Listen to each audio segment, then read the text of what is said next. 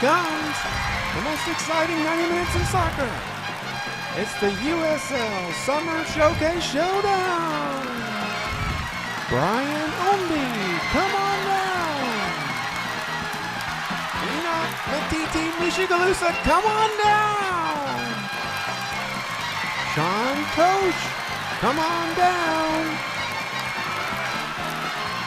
And Cameron Lancaster, come on down. And here's the star of the USL Summer Showcase Showdown, Lynn Family Stadium.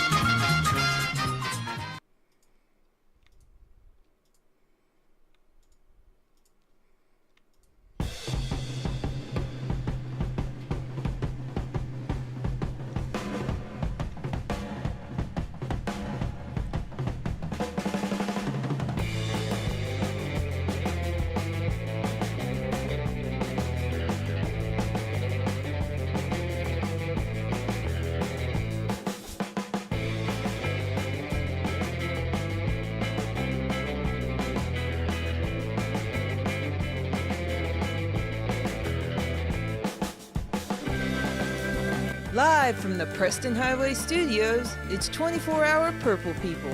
And now here's your host, John Harper. Hello, Purple fam. How you doing out there, everybody? Welcome to 24-hour Purple People. I'm absolutely thrilled to have you along for the ride today as we are all set to talk everything Louisville soccer, including Louisville City FC, Racing Lou, and a whole lot more. Big week coming up in Louisville, the USL Summer Showcase coming to town, and I, for one, am very excited about the Summer Showcase this year. It is the inaugural one, so I don't guess I'm comparing that to any other year, but whatever. I'm very excited today. We have a special guest host, but I also want to go over real quick the rules to our program. Just like in regular soccer, if you get 2 yellow cards, well, if you get 1 yellow card, that's not too bad. 2 yellow cards, however, equals a red card, and you'll be out of here. And if it's like the game last night, there's going to be a lot of reds on this program today. I hope it's not that intense with red, gentlemen, but I do want to get to my panelist. Ladies and gentlemen, there he is. Ken Luther is in the house tonight. Ken, hello. Hello, good sir. Hey, what's going on? How are you? Oh, I'm fantastic. Not bad. Drinking bourbon? Oh, I see that. Very good. Welcome to the program, Ken. You'll fit right in with that bourbon bottle. Also, I'm glad that I got the memo about Hawaiian shirt night because, Matt, you are looking dapper and tremendous shirt, gentlemen. I do have the Louisville City Hawaiian hat, so does that count, Oh, that Matt? counts. Yeah, it's not bad. It's not quite as good, but it's fine. Okay, well, that's fine too. Well, if you are online with us, let me see here. So the chat is going online. We'd love to have you chat with us today on the program. So drop us a line, especially when we get into our little bit later on with our little debate part of our program. Hi, Katie. Okay. Let's get started right away. Happy Brace Day. Yesterday, Louisville City went down to Memphis and took care of business, I would like to say. This only marked the second time in the history, the fifth meeting between a number 1 and a number 2 team in the USL during the championship era. Matt, Brian Omby, back-to-back weeks with braces. Wow, looking outstanding. I know you've been calling for him being MVP of the USL. What'd you see from Louisville City last night down in Memphis? Damn straight, he should be in the discussion for MVP. I would like to begin this discussion, though, by reading a statement from the Professional Soccer Referees Association that they put out on July 13th.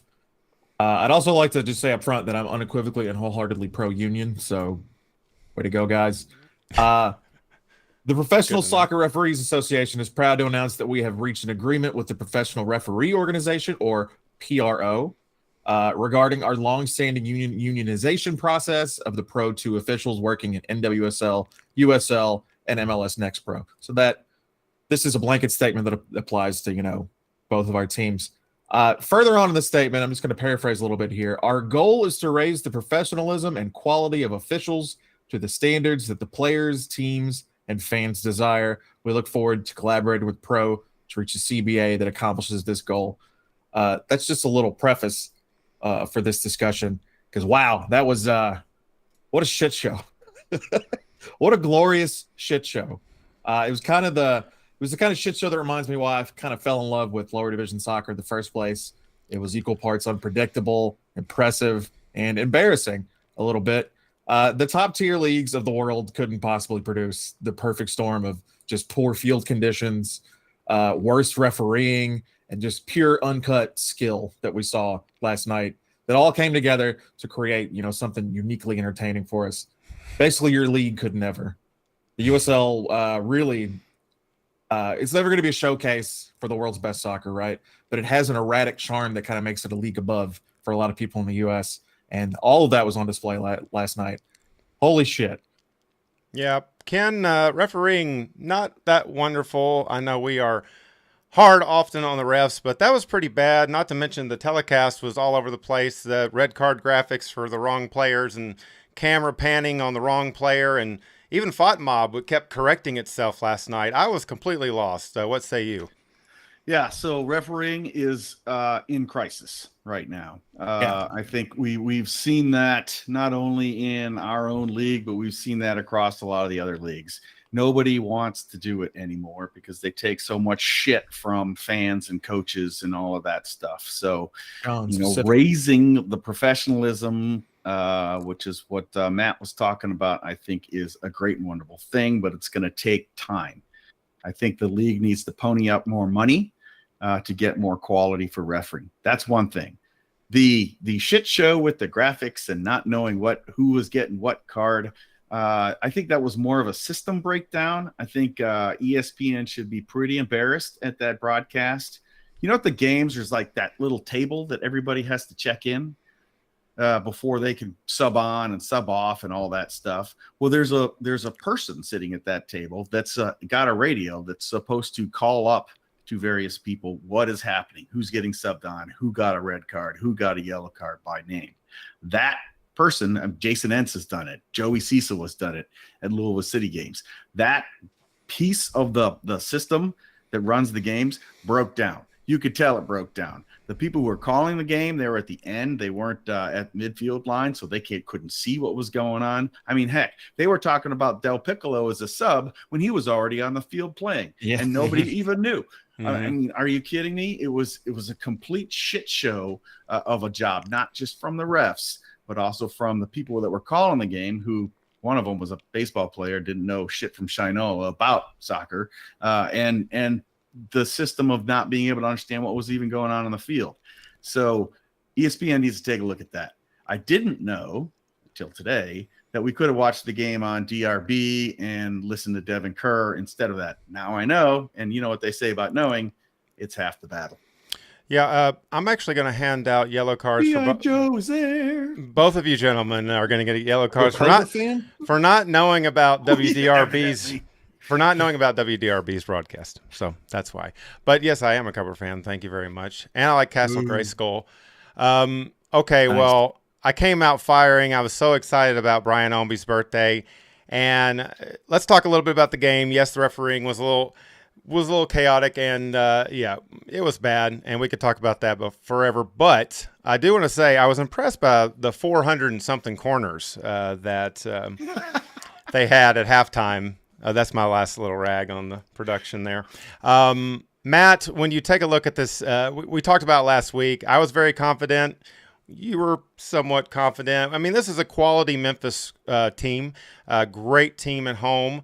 Not that great a possession, but last night, guess what? Right there with Louisville City neck and neck. It was hard-fought battle. What'd you see out there from City? So Memphis, yeah, you're right. They didn't walk away with any points, and they fell to third in the table behind us in Tampa. but I think that they kind of proved themselves as a real deal title contender. You know, they played well defensively, right? They crowded those passing lanes. Luckily, it seemed like for a lot of the match that we weren't falling for those traps and passing into those contested lanes. They won most of the ground duels, despite really good games from Wes Sharpie and Josh Winder. Seemed like Wes Sharpie really wanted to score on his old team, and I really appreciate that. And it seemed like they played better with 10 men than they did with 11 for most of the game. Not as well when they had 9 men, but pretty good with 10.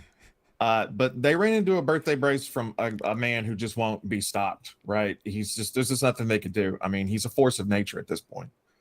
4 goals in his last 2 games. I mean, just what more can you say about the header that slipped off that smooth head made me jump off of the couch, man. That was something else. That was just do it with me, guys. Do it with me, guys. It's wonderful.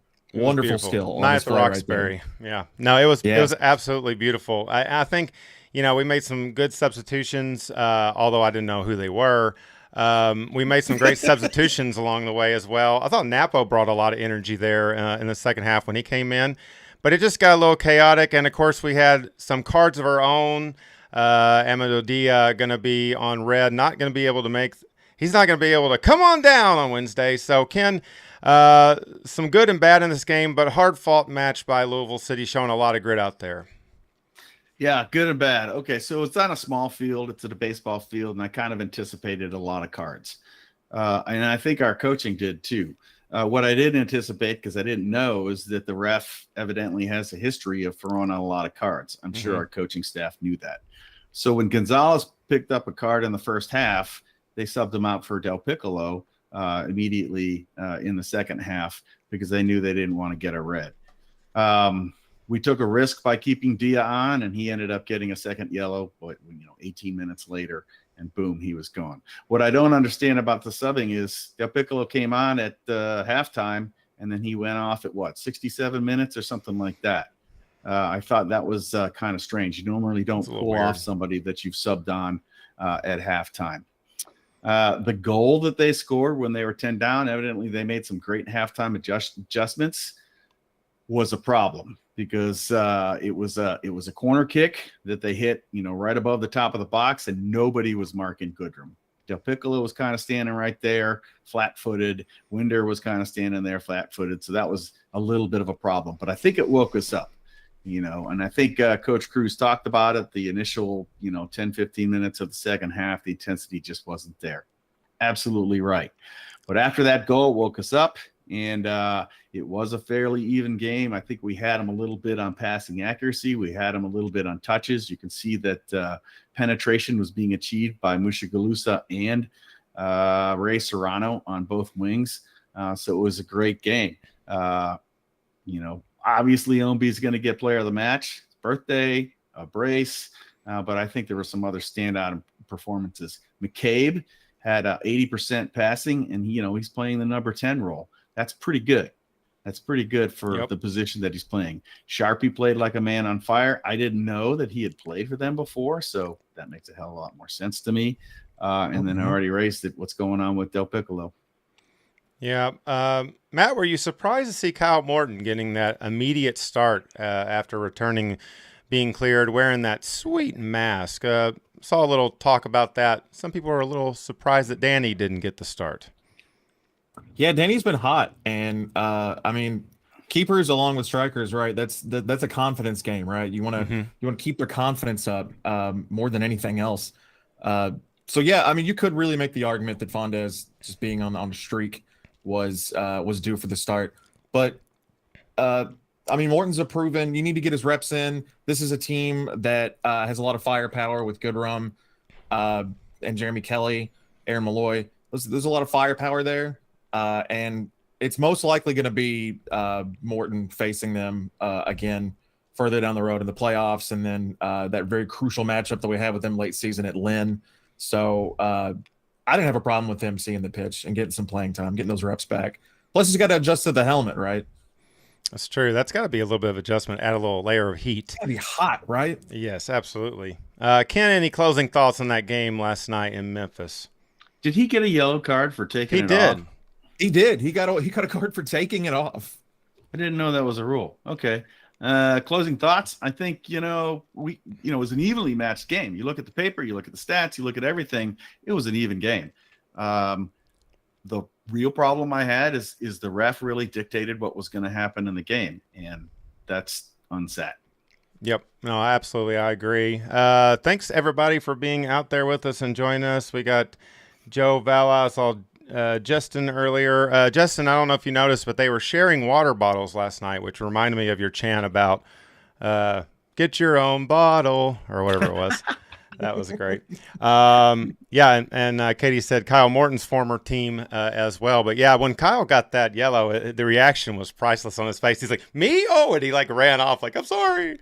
But that was very odd. I think it might have been. I should have done my research on this. I think that might have been like one of his first, if not his first yellow in the USL, but I'll have to look at that. Probably not. Their keeper got a red at the end. That was another chaotic sequence there. I mean, it was just nuts. We could talk about that game forever, but that was the USL in a nutshell in a lot of ways. But yeah. I enjoyed it. I enjoyed getting the big win. So we will fun, but they got a long way to go, man. They do. A long way to go. They do. We will move on to racing, playing the Wave last Friday evening in San Diego, a match that was very hard fought. Racing remains unbeaten against the top team in the NWSL, the San Diego Wave. Ken, I'll start with you. Would have been nice to get 3, but it feels good to get 1 in that situation, right? Yeah, if you ask me if we were going to go play the number 1 team away on the West Coast and come away with a draw, I'm going to take it any day. Mm-hmm. On the other hand, I feel like that was a loss. I feel like we had a goal taken away with us. There's no way that was a fucking foul, and I think we should have walked away with that win. DeMello also missed a penalty kick, although it was a pretty impressive save on the keeper's part. I had a lot of stuff that I liked. DeMello out on the wing, I thought was impressive. And you can kind of see our style coming together. It's a little bit like the Louisville City style too. Weird that they say play a very similar style. And I thought Davis, was really, especially in the first half, was really running down the throat of San Diego. Yeah, she's she's when Nadia comes back, she's probably going to take backseat, and Nadia's going to take that role right there. And then when Fox comes back, she's going to take Malay's spot. And I think you're looking at our starting 11 right there. It was a defensive set. The experts, and I'm no expert, called it a 4-3-3 with Olsen playing kind of the holding mid or kind of ranging forward in a box-to-box role. She's got the legs to do that. So I was pretty happy. Lund played great. Obviously, I mean, there are a couple times when she kind of slapped it down at the top of the goal box, which could cause havoc. So maybe punch it out a little bit farther. But on the other hand, it's a clean sheet. So who am I to complain about that? Matt, when you looked at this San Diego team, we talked about last week, they have some impressive stats, not really the clear-cut overall number 1 on every single stat, but I was very impressed with the total shots that Racing took, 20 total shots. They were showing a lot of hustle, something we had talked about in the past that we weren't always seeing or we felt like. And then Savannah DeMello just making that case for Rookie of the Year so far. Am I right? Yeah, more DeMello with more minutes as a rookie than anybody else in the league this year. We really ought to consider signing DeMello and Jalen Howell to like Bobby Bonilla style 25-year contracts if we can. Just lock them down, right? Those are building blocks, and I think this game is sort of a building block too, right? I think it was a really good step in the right direction. I'm happy with the point on the road, cross country, like Ken said. There's a lot to build on. Lund had a great game. She was confident. She was points. She's really rangy, which is what I like about her, right? She's got a lot of length. So she goes up there and she bats shit down. It's really fun to watch. I wish she would have come down with more balls, though, every once in a while, She's got to be able to just, hold on to it. But I thought this was her best game between the sticks since at least the Women's Cup, if not her best game ever. So, but good on her. That's cool. Best game ever was the Women's Cup. Thank you. Ken, when you look at racing, they've got a little bit of a break here coming up. Not back until, I believe, week from Friday in Louisville against Portland.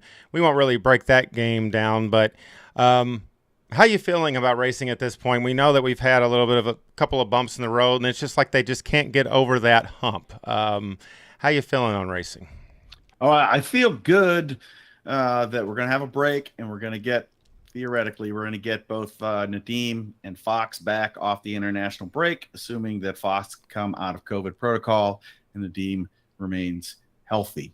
The thing that worries me a little bit about it is Portland dismantled Gotham today. If anybody saw that game, it was they started just crushing them within it was 3-0 at 10 minutes. And it was just it was brutal.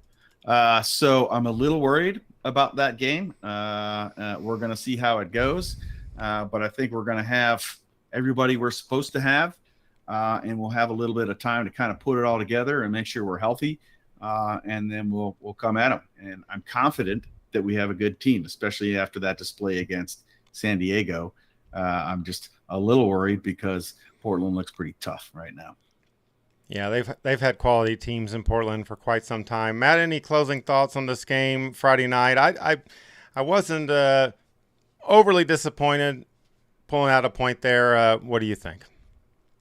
Yeah, me neither. And so we're 6. I don't know I haven't looked at the live table. I think we're about 6 points below the playoff line. We've got a really important 3-game homestand coming up. I hope that we can. These are good opportunities because 2 out of those 3 games are teams that we need to kind of knock off to get into the playoff hunt, right?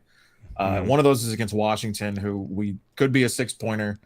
So we've got a big slate of games coming up, and it'll be good to get that week off and get some of our stars back, some of our big options, our first options, because we're out of it's a long season territory when talking about this team at this point. We've got to get down to the nitty-gritty and start picking up all 3 points. Only 2 wins on the season. It's time. It's time to win some. Yeah, I feel the same way. I think that racing has to have a little bit of a spark, get some W's, get some points under its belt, or, it's going to be a little tougher toward the end of the year to get over that little line there on the table to get into the playoff position that we need to be in, because once you get into that playoff position, really anything can happen. Good teams, solid teams, sometimes teams that aren't that great can win it all the way that the league is set up and the amount of teams they have. It's up for grabs, and it just comes down to just playing with your best foot forward. And I do feel like this team is starting to gel in a lot of ways, and once we get some key components back to that, then I'm going to feel really confident. Everybody is saying that the racing plays on the Friday the 29th. Did I say that next Friday the 29th? I said they have a long break. I'm just going to read the chat. Can we talk for a moment about that cinematic camera angle that I just saw? What was that? What is it? That was gorgeous. What cinematic? He was working. Gorgeous. He was doing work camera angle. Yeah, that one. It's like I'm watching an Errol Morris documentary. That's beautiful. Yeah, thank you. A curved laptop screen? What's going on there? It is a curved monitor, yes. Curved for his pleasure. Thus this old gamer. Now I understand. Yeah, right. Yeah, thanks for the plug. I got this little extra camera. I figured out what the heck I could do something fun with it. Thanks for joining us tonight on the chat, guys. We're on to our third topic, and then we're going to hit the sun, and I'm just going to hit the sun running, right? Hit the sun. We have a second weekend with no home. Yeah, second weekend with no home games. That is kind of weird. I don't know what to do with myself this weekend coming up. There's no games. It is kind of strange, isn't it? Drugs. That's what you do with yourself this weekend. Yeah, right. Yeah. Wait, I do that every weekend. So why would this be different?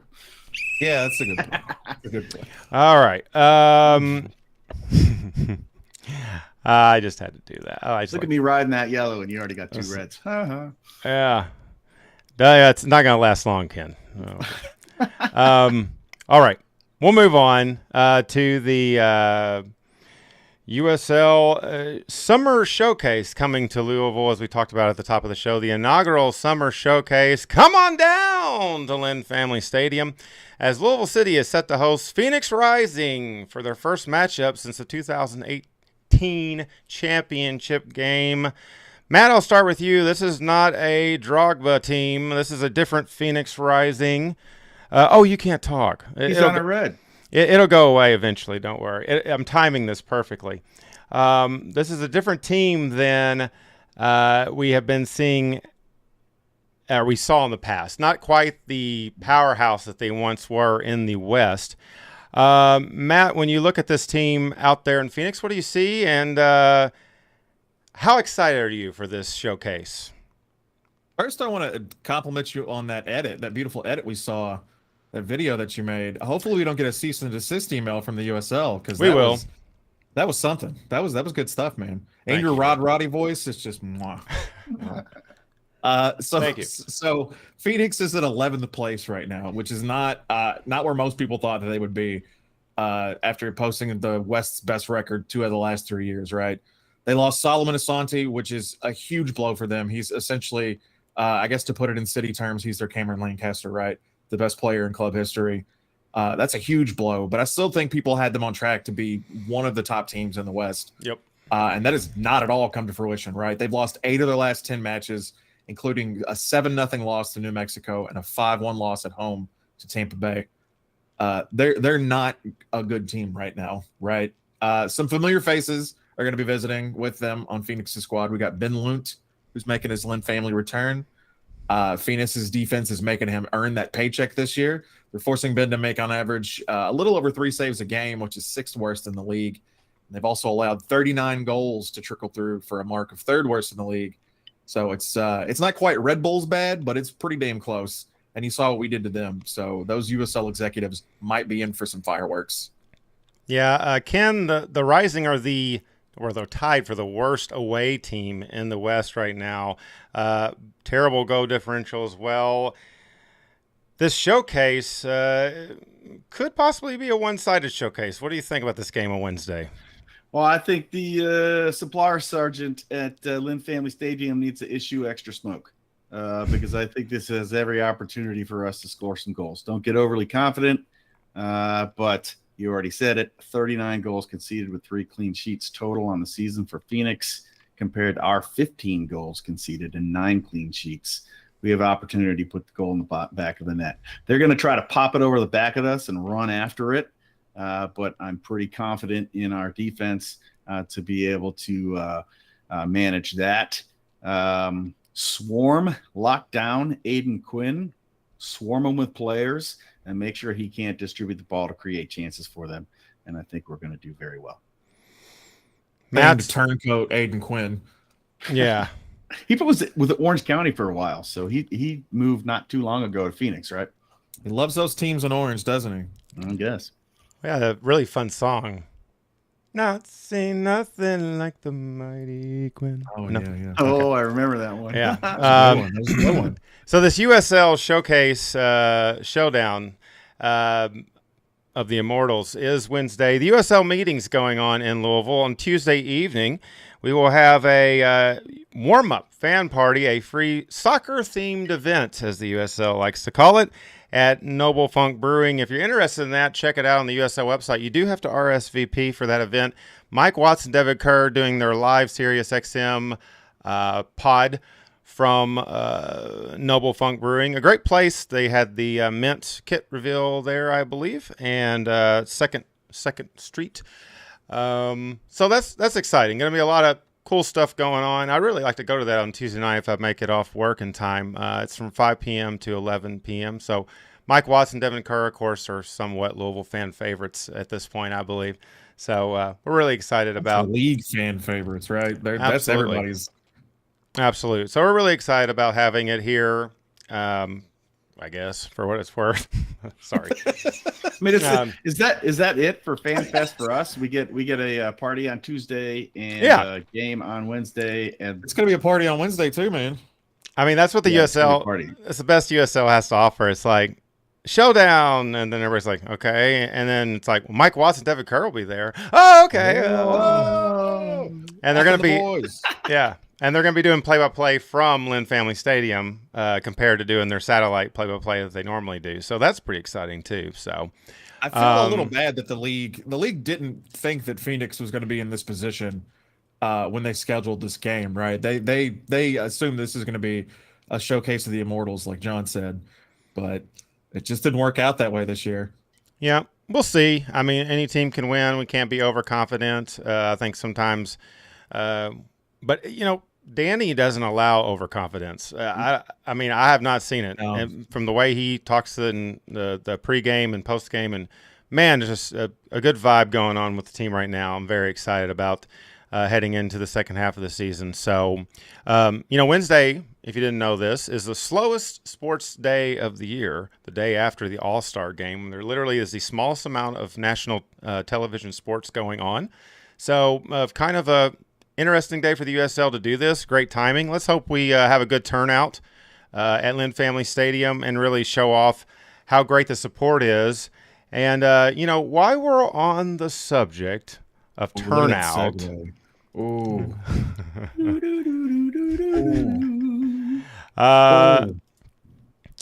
Here comes the sun. Hey, So- hey, John. Hey, Great John. boy. What time is kickoff on Wednesday? Kickoff at Lynn Family Stadium for this Showcase Showdown is at 7 p.m. Wow. Mm. Anybody anticipate any issues with that? It's feeling hot, hot, hot. Can we get a weather report, gentlemen? Ken, I think you know what the weather's going to be. What's the temperature? 95? Yeah, it's Rebecca gonna be says 90. 95. Hottest day of the week and clear. Well, Not a cloud in sight. so something that we've been discussing for a while as a fan base, I believe, is ways to make things fill up in the Estopanol Inn. Maybe ways to make things a little bit more for the people that are a little bit more comfortable for the people that are in the Estopanol Inn because of the sun. We've talked about how it beams down. People have had fun with it online. Martine wears a giant hat. We've got lots of different things to try to combat it. But nobody's really found the exact remedy yet. Okay, so we're kind of still experimenting, I guess you can say. I don't really have any questions to start with, but I will start with, let's just say this. Do we believe that the sun is the biggest problem we have as far as that section goes? Is it a combination of some things? Ken, I'll start with you. I know you're passionate about the sun. It's a very important thing in the universe. Yeah, we need it. That's a So- hot take, John. Oh, and All before I let you at it, I want to say anybody that's in the chat can chime in on this, and I will kind of cut in, read some stuff from you guys. If you feel like you want to do that, please do, because we love to have interaction with the viewers. Okay, Ken, go for it. Well, I don't know what the fucking solution is, but I do think we need to acknowledge the problem. It's not just the sun. It's absolutely not just the sun. I mean, the sun is the same all over the country, and we play sports all over the country, and it's hot in stadiums all over the country. So, to whine and cry like little babies about the sun all the time is not really going to get us anywhere. It is a problem, and I think you have to adjust start times and things like that, but you can only do that so much. You got lots of families and kids and stuff that go to the games, and they have like bedtimes, and I have a bedtime because I'm old. So, these are things. The end seats 2,000 stands 2,000 people. The Coopers are 200 people. So there's if you think the Coopers are going to fill the whole end, then maybe you're doing drugs with me on the weekends. I don't know. So that this is an issue. I don't do drugs on the weekends. Well, maybe a little, but not much. There's drugs every day.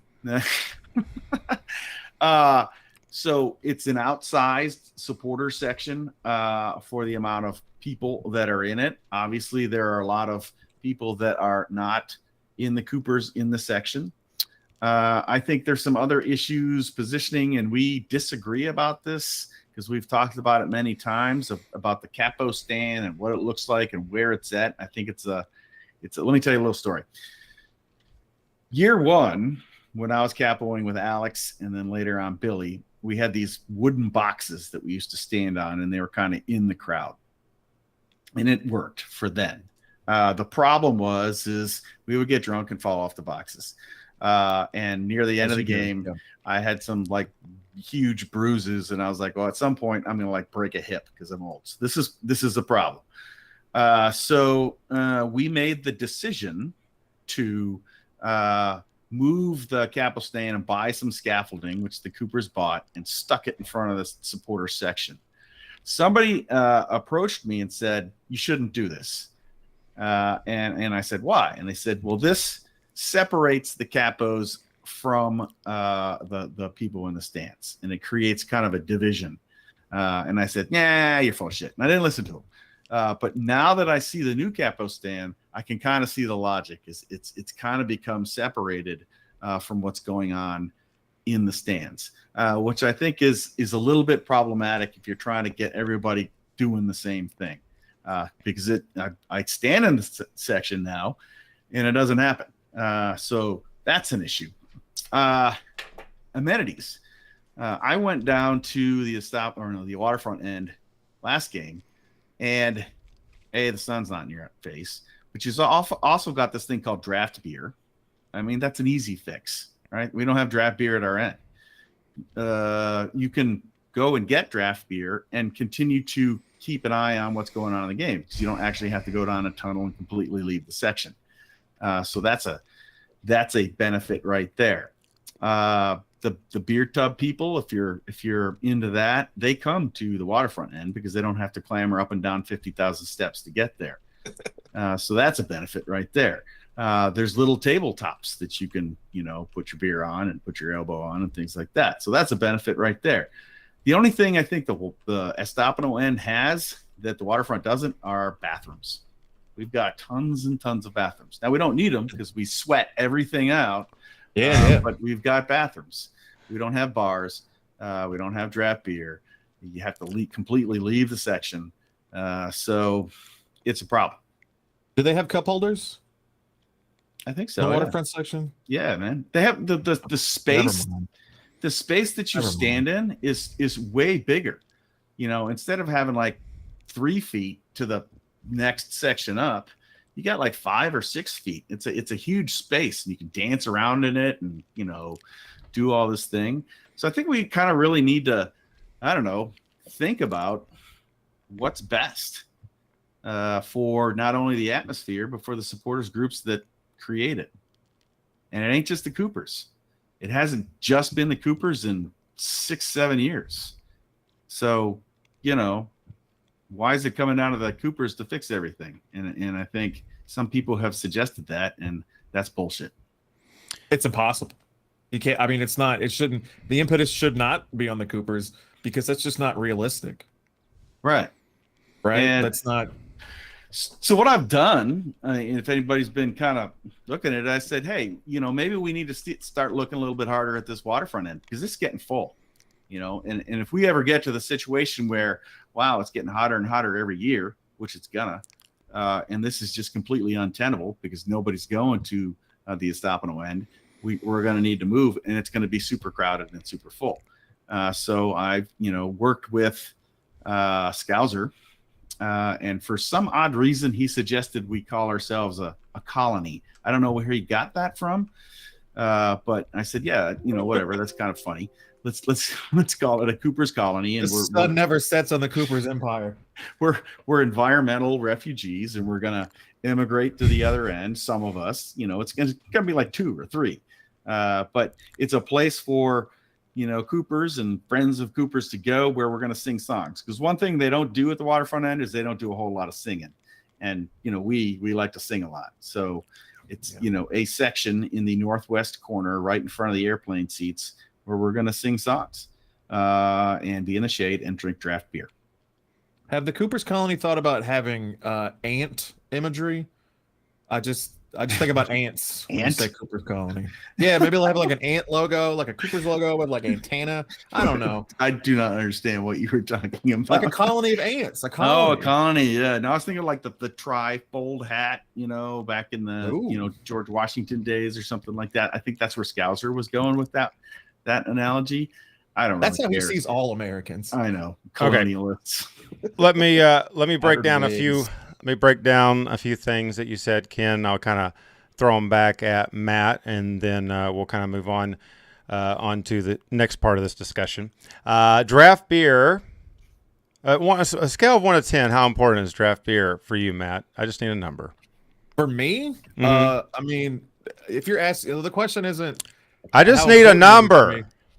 I don't know. I'm like- already pissed off because of Ken moving, and I want a number. That's all I need. Give me a 7. I'll take a 7. Okay. Draft beer's better than cans, man. It's just better. Capo stand being 5 feet away from the rail versus right against the rail. Matt Dalton is a man of the people, and I'm an advocate of being in the stands when I capo. So That's not the only option, man. You can take the capo stand down and build another one 5 rows up. Nobody was talking to you. Yeah. You know, yeah. I'm sorry. Okay, Capo Stan. Oh no, what's he doing? Oh, he's gonna Work out. You've got 60 seconds. That's a great idea. Get that heart rate up, baby. Oh man. So Capo Stan. All right. I It's see not what a he. deal breaker for me. I like the stand. It's fine. It's a little flimsy. I'm afraid it's gonna break. Whatever. It is a modern marvel by Chris. It was amazingly built. That little step ladder. It's tremendous. However, I like the little cup holders, the fold down cup oh holders. man, Nice that's touch. great. I bet that's Yeah. a Matt Owens thing. Let me quote That some. seems like a Matt Owens thing. Let me quote some things on our chat. Rebecca brought up sun cancer is bad. Said the waterfront inn gets lots of freebies. Joe's Aunt Martha just turned 95. Oh, shout out Aunt Martha. Yeah, shout out. Hey, very good, Ken. Tremendous. Here comes Ken dripping in sweat. Yeah. I think that's sweat. Now here he is talking about he hates sweating. He just does that for 60 seconds. So closer water fountains at the waterfront. It's easier to get to the club from that end. Must be nice. For the other half, eh? I'm kidding. But okay. So that's good. Let me circle back. Big tables. Let me circle back to something. So we talked a little bit about the Coopers, and you were talking about Ken. They're not responsible in that idea and all that. I mostly agree with that. The one thing I'll say is the biggest difference from Lynn to or Slugger to Lynn, as far as the Coopers go, is if you recall at Slugger, there were other supporter groups right there with the Coopers that were kind of, and it wasn't necessarily like they were under the same umbrella, but I always kind of felt that way. I felt like I was a heretic, even though I wasn't a heretic necessarily. We were all just, right. So it was all just kind of like, and I think a lot of supporter groups are like that in a lot of stadiums. So like, you might have, Team A at the front of the stands, and then Team B's like, oh yeah, we're usually on the left side of the stands or whatever. I think that happens a lot. So as you said, 200 people for a 2,000 standing room only section. But a lot of these individuals, I miss them. I wish they were there. I wonder where they are. I know we're all getting older and family and moving and blah, blah, blah. I get it. But it's like, I miss a lot of people that I don't see. I don't really know. It's a difficult question to answer, but I don't feel like it is the Cooper's responsibility. I feel like we can help. We can certainly help. There's some teams that to be in that section, you have to be a member of the supporters group. When we went to a Denver MLS, you have to be in their supporters group to stand in just that section. So it's like just the middle section. You could stand right next to it, but to be in that section now, I mean, do they really regulate that? But I don't know. Deck of cards. It's for me. That's not a horrible idea. Where I think you're gonna run into problems is the worst section in the entire stadium is the Estopano end, arguably. So if you say you have to be in a supporters group to be in the Estopano end, why the fuck would anybody do that? It's not a desirable place to be in the first place. if you create a section that is desirable and you say you have to be in a recognized supporters group to be in it, I think that's a lot more feasible. That would probably piss a lot of people off, especially the goddamned independents. But I think that is a course of action that has been suggested. I'm not in favor of that. That's just me personally. I'm not. I'm just throwing out options. It's fine. It's fine. It sucks. Having capoed for so long, and being in like a lot of different environments, doing it, it is different. It's a lot different than Slugger, right? We were much closer to people in Slugger, even though that we had this separation, right? We were over the rail. We were right next to people, right? We were so close to people. We could like talk to people. I could lean down and ask people questions and stuff. Like you can't really do that in the Stop It All end. It sucks to watch it on TV, which is the Red Bulls game I watched from home. I didn't actually go. The only section that wasn't full was the Stop It All in section. The only section, and it just kind of sucks to see that because I feel like it is my home, right?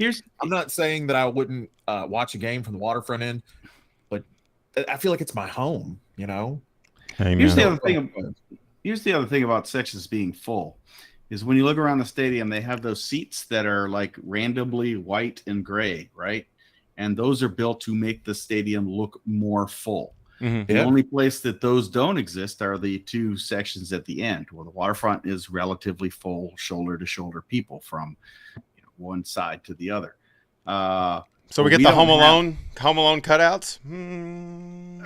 Well, we don't have anything that breaks up the section. So if potentially they could create low cost ways to put in those little boxes like they have at Churchill Downs, right? So people can go up and stand in little groups on platforms up in those things like at Churchill Downs, or take the whole drummer capo section and put it up into a platform in the middle of the section like Chicago does, because that's what they do.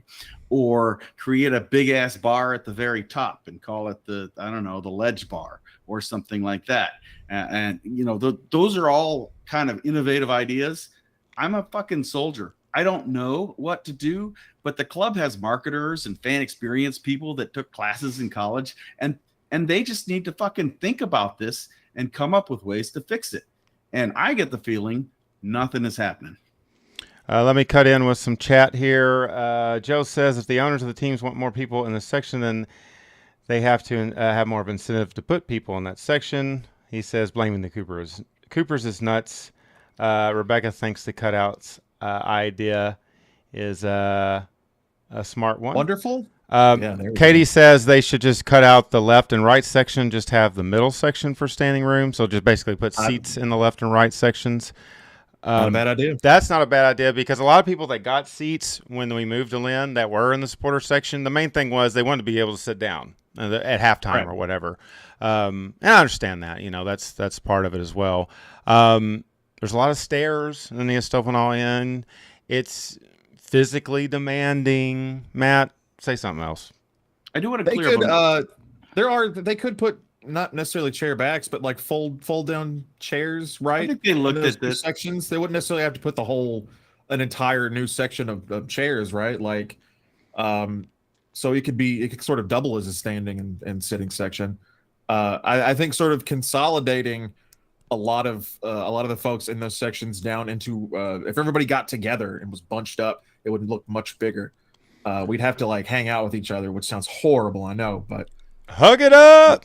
But I do want to clear up a misnomer. I'm not clear that the club is blaming the Coopers for the section not being full. There are a lot of other people that are blaming the Coopers for the not being section. I don't think the club is. I think the club is putting pressure on the Coopers to fill it. It's not the Coopers' job to fill it. It's the club's job to fill it.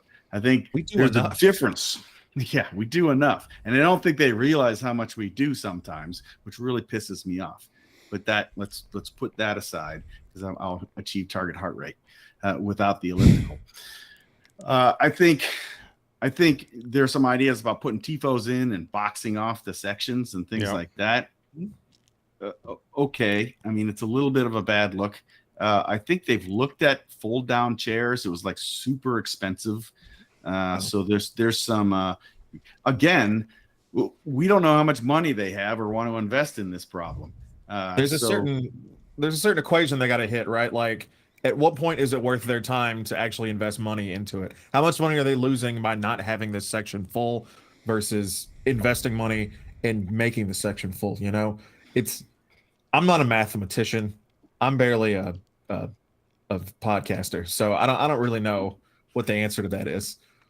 Yeah, I think that, you have to have a little bit of a happy medium. I don't solely put blame on supporter groups or whatever. I do feel like that, I mean, I've always had the notion that I invite the crap out of people to come to games. Okay.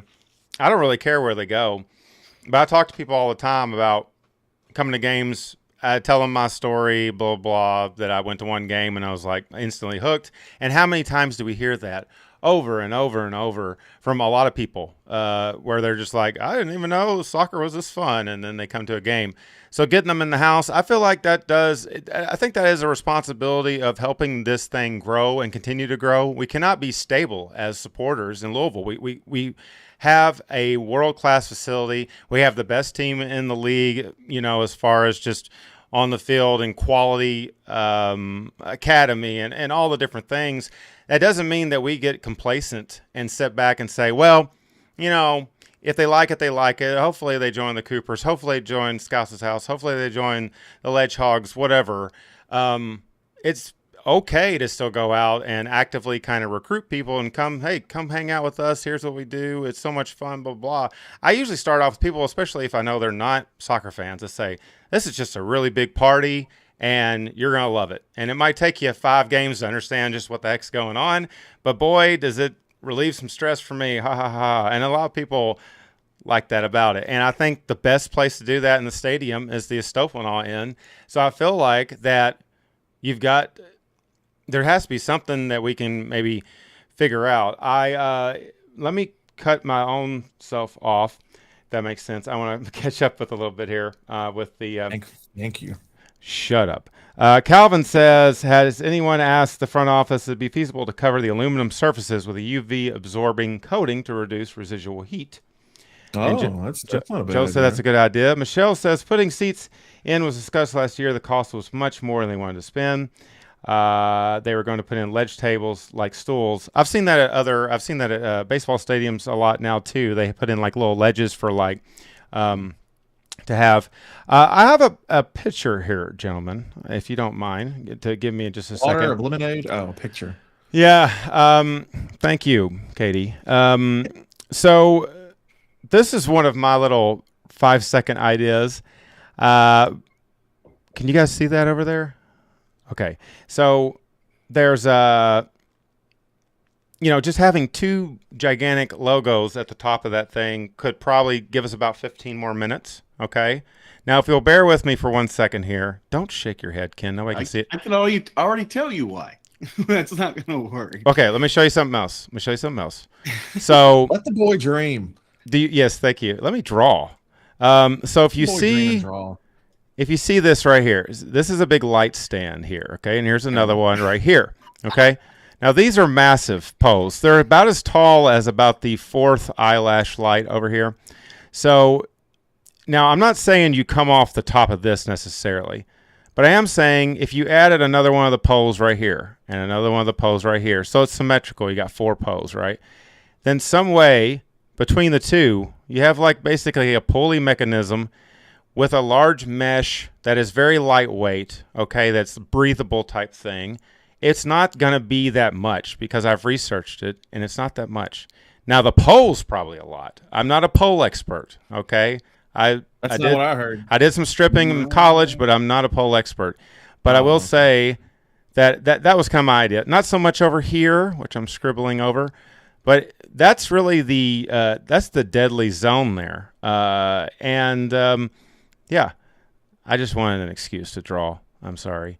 But yeah, I mean, I don't know if that's feasible, but the mesh, I mean, you're right. It's not, U of L has a new one every year at Cardinal Stadium to exactly. block off the ramps walking up to the upper deck. There's a new mesh screen with giant, beautiful graphics every single year at Cardinal Stadium. So it's doable. So people can print those, Yeah, I think you're Me. right. I even think that's out for bid right now, but I don't think anybody's bidding on it because the problem is building the pole. Built the pole on a military post one time, and it was a really big one, and it would cost $1 million. That's a lot for a pole. Shit. Yeah, no, it's really big. It's expensive pole. Yeah, Right. So I think there's just a physics problem. Plus, this dude named Aristotle figured out a long time ago where the sun rises and sets on the horizon. Like Here it every comes. day. And weirdly, it moves, but we know where it's going to be, and it kind of goes across the horizon.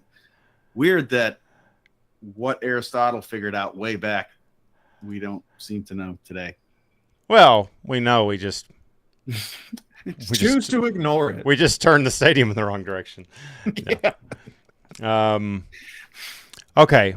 Well, anything else to cover on this sun issue? Anything else that you guys want to bring out up out there in chat land? I will say, Ken, that whatever it is that you're doing down there at the waterfront, I am A-okay with personally.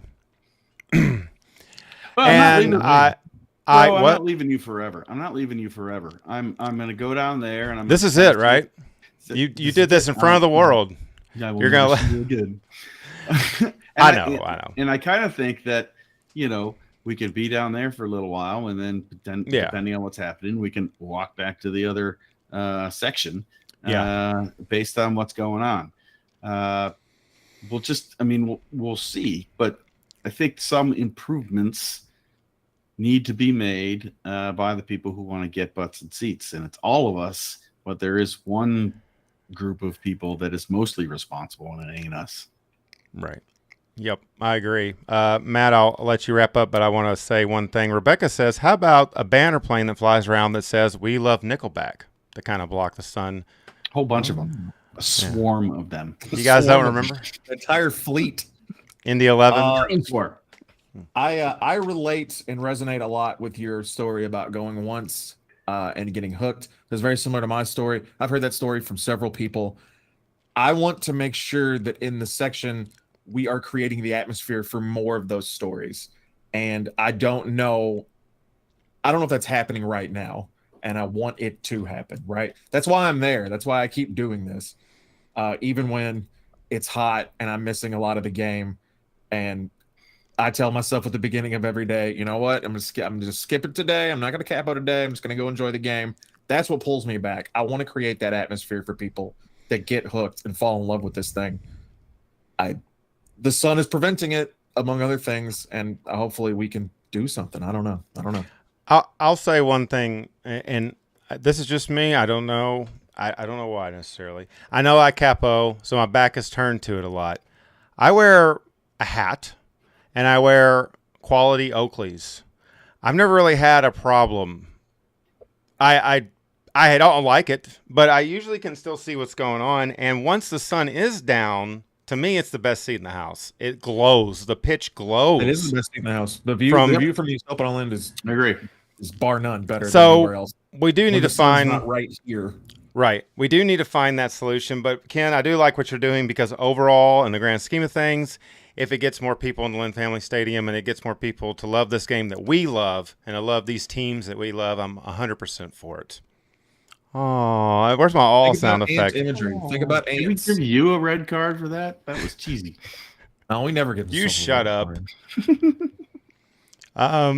Well, I guess I will wrap that up. We could probably do a whole episode on just the sun, but Ken, I want to say thank you so much for joining us tonight. Absolutely great. Had a great time. We are very excited that you joined us tonight. We had a great turnout. Thanks for joining us on the chat. Don't forget, this program will be available probably Wednesday-ish on all your favorite podcast locations. We will get that uploaded for you. And while you're here, hit that like button, please. That helps us get seen on YouTube. We don't really know how it works, but like and subscribe to our channel. That helps us out tremendously. And tell your friends, if you promise to tell 5 people about 24-Hour Purple People, you will get a free Ronco electric food dehydrator. I will bring it to the tailgate. There you go. So I hope everybody is ready to... Matt's going to pay for this. I hope everybody is ready for the Showcase Showdown Wednesday as we play Phoenix Rising. Let's get down there for that 7 p.m. start time with your boy Ken. Ken, say goodbye. Matt, say goodbye. Bye. Thanks for joining us tonight, guys. We love you all. Appreciate y'all. We'll see you next time.